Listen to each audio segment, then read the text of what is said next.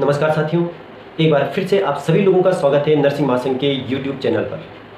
साथियों, आज हम बात करेंगे चिकित्सा शिक्षा के 1455 पदों पर, जो वेरिफिकेशन के लिए एक कैलेंडर जारी किया गया 25 जून 2024 को, जिसके बाद पूरे उत्तराखंड में हमारे जो जूनियर नर्सिंग साथी हैं उनमें एक उबाल है।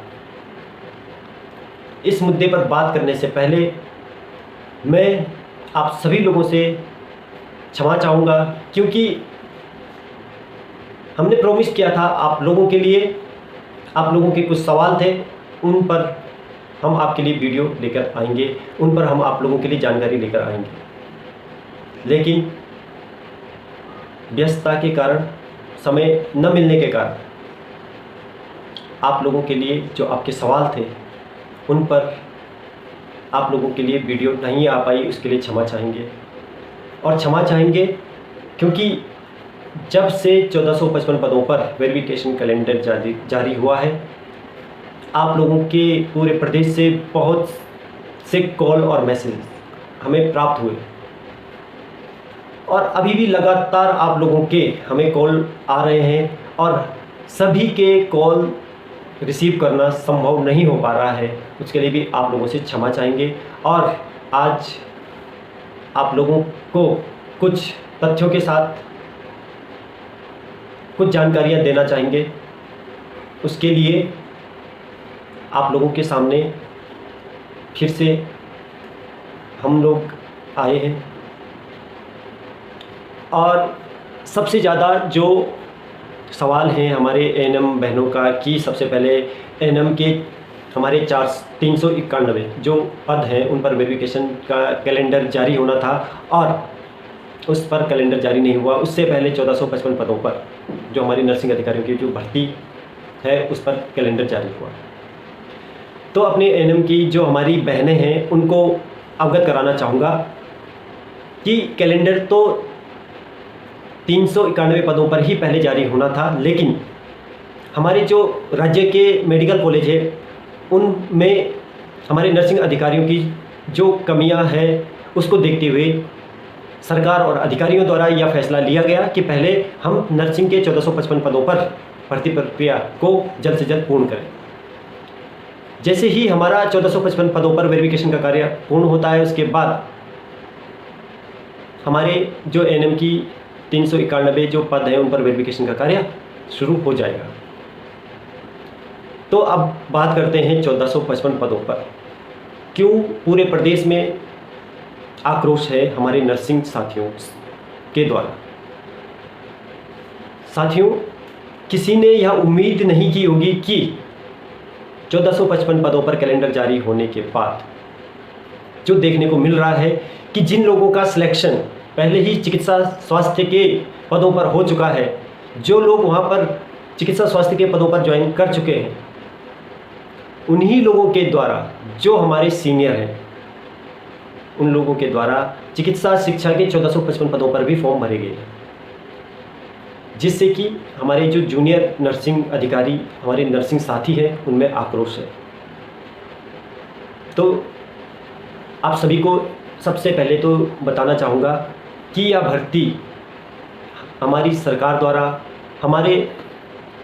जो हमारे स्वास्थ्य मंत्री डॉक्टर धन सिंह रावत जी द्वारा एक बार के लिए वन टाइम सेटलमेंट के तहत वर्षवार की गई, जिसमें कि जो हमारे जो सीनियर नर्सिंग अधिकारी हैं, हमारे जो सीनियर नर्सिंग साथी हैं, उनके कहने पर जब उन्होंने हमारे स्वास्थ्य मंत्री से रिक्वेस्ट की थी कि हम लोग 2000, 2001, 2002 के पास आउट हैं, हम लोगों ने 10-15 साल से सरकार के जो हमारे सरकारी हॉस्पिटल्स हैं, जो हमारे CHC PHC, वहाँ पर हमने सेवाएं दी है और वहाँ पर हमने कार्य किया है। अब हम लोग जो हमारे जो नए जूनियर साथी हैं, जो 2020, 2022 में जो पास आउट हुए हैं, उनके साथ कैसे कंपटीशन फाइट करें।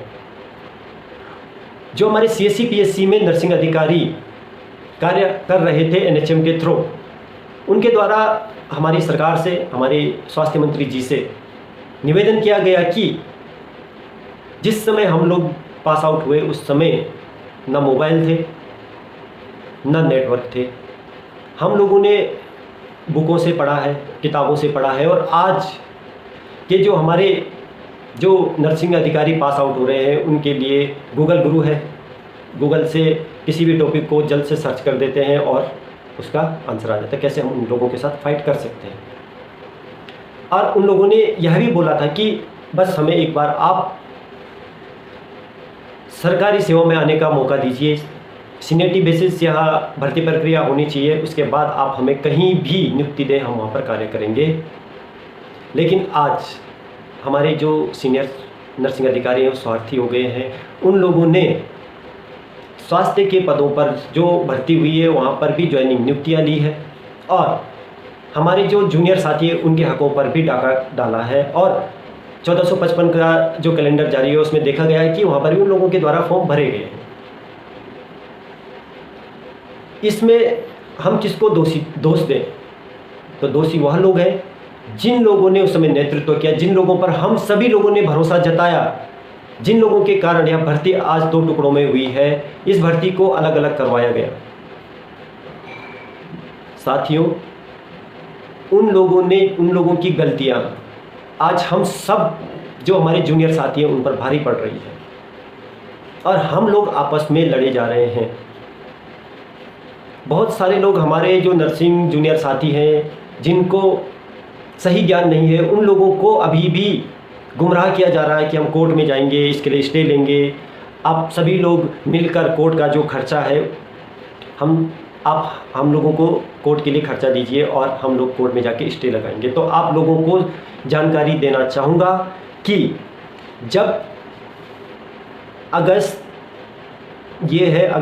2022 को जब सरकार ने वन टाइम सेटलमेंट के लिए निर्णय लिया, तो इसमें माननीय राज्यपाल, हमारे महामहिम राज्यपाल जी की संस्तुति से नियम बनाया गया, जिसमें कि आप देख सकते हो कि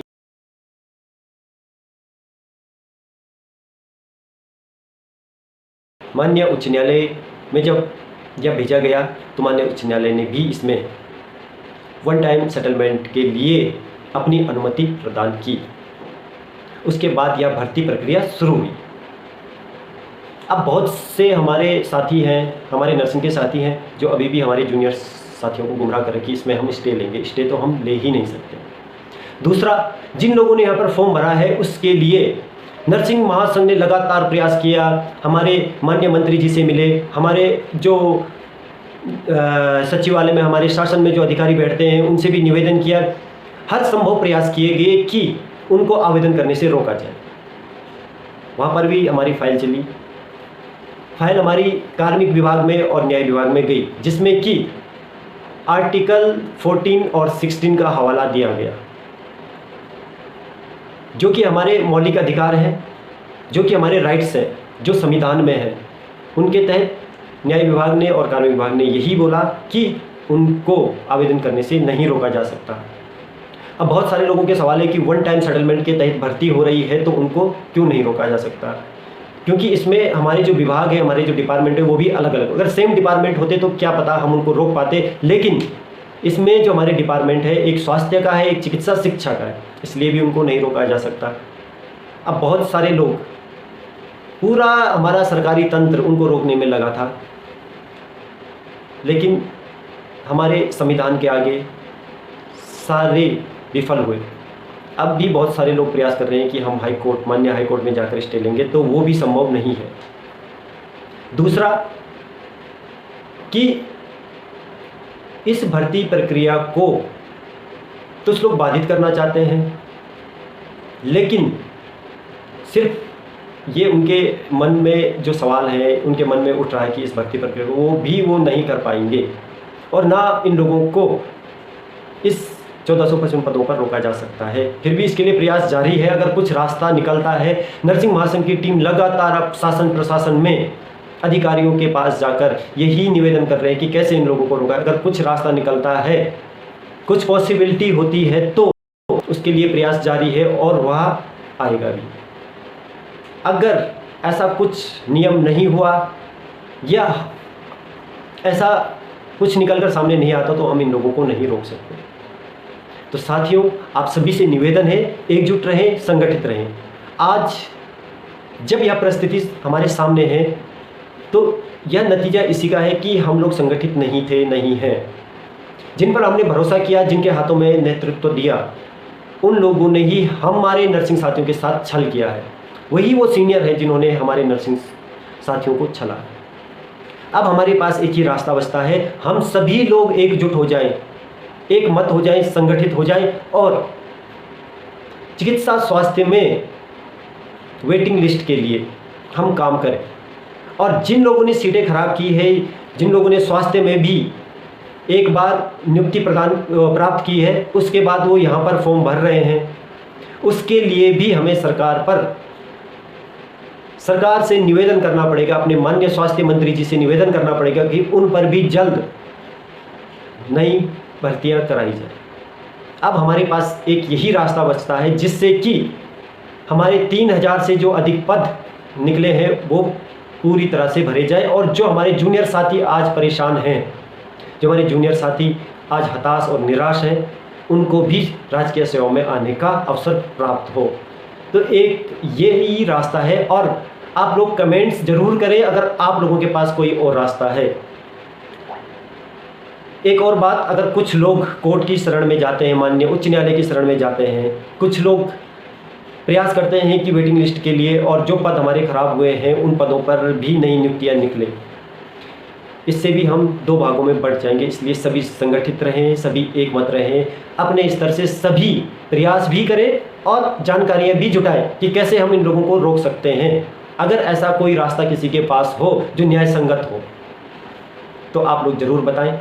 अगर आप लोग, कुछ लोग सोच रहे हैं कि हम कोर्ट में जाकर स्टे लेंगे, तो अगर आप लोग स्टे लेने में कामयाब हुए तब तो ठीक है, पर लेकिन अगर आप लोग स्टे लेने में कामयाब नहीं होते हैं तो कहीं ना कहीं हम नर्सिंग साथी एकजुट नहीं हो पाएंगे, फिर से हम लोग बंट जाएंगे और फ़ायदा किसी दूसरे तीसरे लोगों को होगा, उन लोगों को होगा जो आज भी हमारे जो जूनियर नर्सिंग साथी हैं उनके हितों के पर, उनके जो अधिकार हैं उन पर जो डाका डाल रहे हैं। इसमें दोषी हमारी सरकार नहीं है, हमारे माननीय स्वास्थ्य मंत्री जी दोषी नहीं है, दोषी हैं तो हम सब लोग हैं।